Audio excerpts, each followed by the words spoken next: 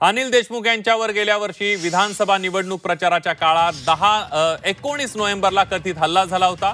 कथित हल्ल्याची घटना पोलीस आणि फॉरेन्सिक तपासामध्ये खोटी ठरली असल्याची माहिती सूत्रांनी दिली आहे। नागपूर ग्रामीण पोलिसांनी या संदर्भात कोर्टाला अहवाल दिल्याची खात्रीलायक माहिती आहे।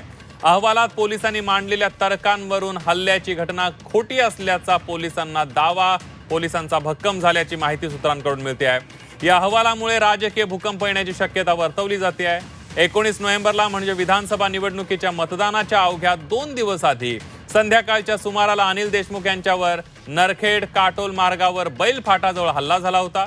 झुडपांमध्ये लपलेल्या चौघांनी देशमुखांच्या गाडीवर दगडफेक करत हल्ला चढवल्याची तक्रार करण्यात आलेली होती।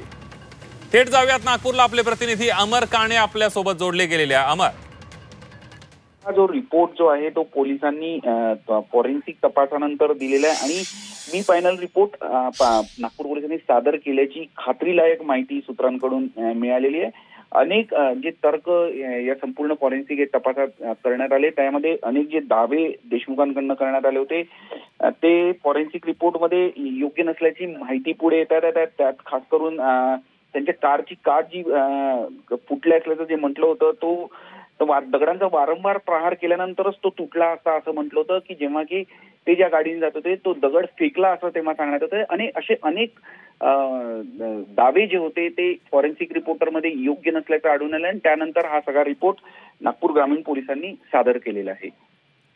अगदी अमर, धन्यवाद दिलेल्या सविस्तर माहितीबद्दल। आपण बघतोय आताच्या घडीची एक सगळ्यात मोठी बातमी बघतोय, अनिल देशमुखांच्या संदर्भातली बातमी आहे। अनिल देशमुख यांच्यावर गेल्या वर्षी विधानसभा निवडणूक प्रचाराच्या काळात 19 नोव्हेंबरला हा कथित हल्ला झालेला होता। कथित हल्ल्याची घटना आणि याविषयीच बोलण्यासाठी आपल्यासोबत स्वतः माजी गृहमंत्री अनिल देशमुख आपल्यासोबत जोडलेले गेले आहेत।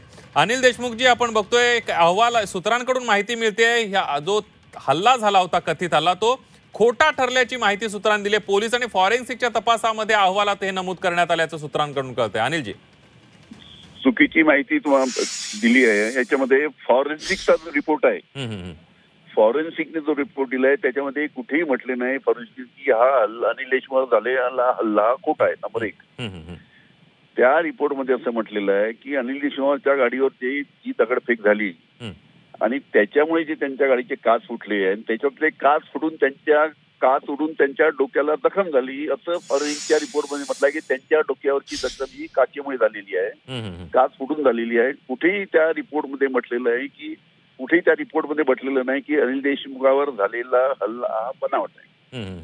मी लवकरात लवकर फॉरेन्सिकचा रिपोर्ट आपल्याला दाखवील। अगदी अनिलजी, या सगळ्यामध्ये तुम्ही रिपोर्ट आल्यानंतर पोलिसांशी काही संपर्क करण्याचा प्रयत्न केला?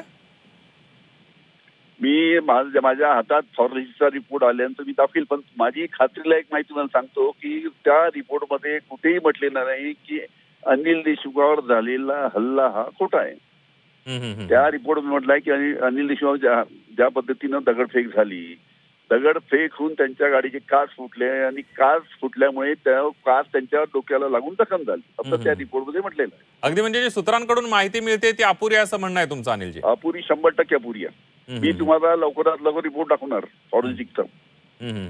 अगदी, पण सूत्रांकडून जी माहिती माध्यमांमध्ये आलेली आहे, झी24 तास कडे आलेली आहे, त्या संदर्भात तुम्ही पोलिसांशी काही बोलण्याचा प्रयत्न केलाय की नेमकं या अहवाला संदर्भात तुमचं काय बोलणं झालंय पोलिसांशी? नाही, मी बोललो नाही, पण मी तुम्हाला फॉरेन्सिक रिपोर्ट सांगतो ना काय तर लवकरात लवकर तुम्हाला दाखवेल मी तो। बिलकुल अनिलजी, धन्यवाद, तुम्ही झी24 तासशी बोललात त्याबद्दल आणि तुमची बाजू मांडली त्याबद्दल। आपण बघतोय अनिल देशमुख यांच्याशी स्वतः अनिल देशमुख झी24 तासशी बोलले आणि ज्या पद्धतीनं त्या फॉरेन्सिक सूत्रांकडून जी माहिती मिळते तो सगळा अहवाल जो आहे तो एकंदरीतच लवकरच मी माध्यमांसमोर मांडणार असल्याचं अनिल देशमुख यांनी म्हटलेलं आहे।